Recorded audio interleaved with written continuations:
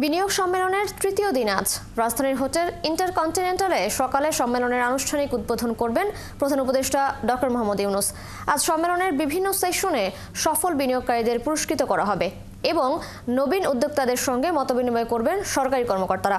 এরপর renewable energy সেশনে একাধিক কোম্পানির সঙ্গে সমঝোতা স্মারক সই হবার কথা রয়েছে।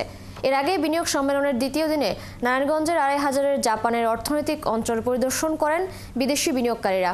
সোমবার থেকেই শুরু হওয়া ৪ দিনের বিনিয়োগ সম্মেলনে অংশ নিয়েছেন যুক্তরাষ্ট্র, চীন, জাপান ও দক্ষিণ কোরিয়া সহ ৪০টি দেশের দেশি বিদেশি বিনিয়োগকারী। ৪ দিনের এই সম্মেলনের মূল উদ্দেশ্য হচ্ছে বাংলাদেশকে বৈশ্বিক বিনিয়োগের একটি উদীয়মান গন্তব্য হিসেবে তুলে ধরা। রাজধানীর হোটেল ইন্টারকন্টিনেন্টালে আজ বিনিয়োগের সম্মেলনের তৃতীয় দিন চলছে। সেই বিষয়ে বিস্তারিত জানাতে আমাদের সাথে যোগ দিচ্ছেন সহকর্মী মোহন ইসলাম। মোহন, সম্মেলনের আনুষ্ঠানিক উদ্বোধন কি শুরু হয়েছে কিনা, বিনিয়োগ সম্মেলনের তৃতীয় দিনে আজ কি কি আয়োজন থাকছে জানাবেন।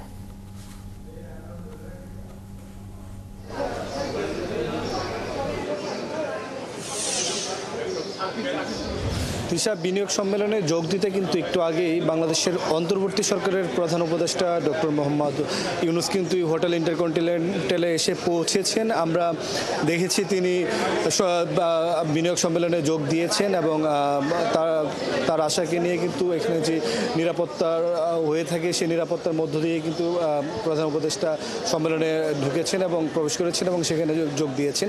কি অল্প সময়ের মধ্যে প্রধান উপদেষ্টা ডক্টর মোহাম্মদ ইউনূস সেটার উদ্বোধন করবেন বলে আমরা জেনেছি এবং তারপরেই কিন্তু বিভিন্ন আনুষ্ঠানিকতা রয়েছে। সকাল 11:30 পর্যন্ত এই আনুষ্ঠানিকতাগুলো হয়ে যাওয়ার পরে কিন্তু আজকে বিনিয়োগ সম্মেলনে ইভেন্টফুল ডে হিসেবে ধরা হচ্ছে।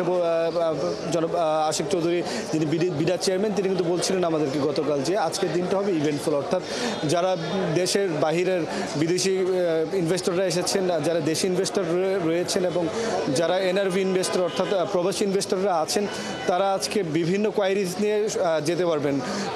অর্থাৎ যে আমাদের মন্ত্রণালয়গুলো রয়েছে, জলবায়ু মন্ত্রণালয়, বাণিজ্য মন্ত্রণালয়, খাদ্য মন্ত্রণালয় থেকে শুরু করে আপনার বিনিয়োগের সাথে সম্পর্কিত এবং যে এজেন্সিগুলো রয়েছে, বাংলাদেশ ব্যাংক, বিনিয়োগ বোর্ড থেকে শুরু করে যে এজেন্সিগুলো, তাদের সব প্রতিনিধিরাই কিন্তু আজকে হোটেলে থাকবেন।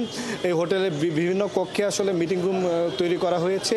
কোনো ইনভেস্টরের যদি কোনো ধরনের কোয়ারিজ থাকে বা জানার কিছু থাকে, তারা সেই সংশ্লিষ্ট মন্ত্রণালয়ের প্রতিনিধিকে জিজ্ঞেস করতে পারবেন যে এই বিষয়টা নিয়ে তারা জানতে চায় এবং সংশ্লিষ্ট মন্ত্রণালয় তাদেরকে ক্লিয়ারিফাই করবে, এজেন্সিগুলো ক্লিয়ারিফাই করবে। পাশাপাশি আমরা দেখেছি রাজনৈতিক দলের যেই প্রতিনিধিরা, তাদেরও একটা অংশগ্রহণ রয়েছে। আমরা একটু আগে দেখেছি গণসংহতি আন্দোলনের প্রধান সমন্বয়কারী জুনায়েদ সাকিকে প্রবেশ করতে আমরা জেনেছি এনসিপি, বিএনপি, জামায়াতে ইসলামের যারা প্রতিনিধিরা, তারা এখানে আসবেন। আপনি জানেন যে বাংলাদেশের যে রাজনৈতিক রূপান্তর, এই অন্তর্বর্তী সরকার একটি সুষ্ঠু নির্বাচনের মাধ্যমে যখন একটা রাজনৈতিক সরকার আসবে, তখন এই বিনিয়োগ যারা করবেন তাদের বিনিয়োগের কি অবস্থা হবে বা কোনো ধরনের ঝুঁকি রয়েছে কিনা, সেই বিষয়গুলো জানার জন্য তারা রাজনৈতিক দলগুলোর কাছে জিজ্ঞেস করতে পারবেন। বাংলাদেশের 5 থেকে 10 বছর পর বাংলাদেশের বিনিয়োগের কি অবস্থা হবে বা তখন পলিটিক্যাল এস্টাবলিশমেন্টটা কেমন থাকবে, সেই বিষয়গুলো যারা ফরেন ইনভেস্টররা রয়েছে তারা চাইলে পলিটিক্যাল দলগুলোর কাছে জিজ্ঞেস করতে পারবে এবং সেই অনুযায়ী পলিটিক্যাল দলগুলো তাদেরকে জবাব দিবে বলে আমরা জেনেছি। এবং মোটা থেকে বলতে গেলে এই আনুষ্ঠানিকতার মধ্য দিয়ে আজকে সারাদিন যাবে। তারপর বিকেলে একটি আনুষ্ঠানিক প্রেস মিটিংয়ের মাধ্যমে সব জানিয়ে দেওয়া হবে। তারপরে কিন্তু আরেকটি কর্মসূচি রয়েছে, অর্থাৎ বাংলাদেশের যে আমাদের ঐতিহ্য, আমাদের যে সংস্কৃতি, তা তুলে ধরা হবে বিদেশি বিনিয়োগকারী থেকে শুরু করে যারা এসেছেন তাদের সামনে এবং সেটা সংস্কৃতি মন্ত্রণালয়ের তত্ত্বাবধানে করা হবে। এখানে বাংলাদেশের গান, বাংলাদেশের কালচারের যে বিভিন্ন অনুষঙ্গ রয়েছে, সেই বিষয়গুলো কিন্তু। মোহন, ধন্যবাদ আপনাকে। দর্শক, হোটেল ইন্টারকন্টিনেন্টাল থেকে যুক্ত ছিলেন সহকর্মী মোহন ইসলাম। বিনিয়োগ সম্মেলনের তৃতীয় দিনের আজকের কর্মসূচি সম্পর্কে জানাচ্ছিলেন। যাচ্ছি পর সংবাদে।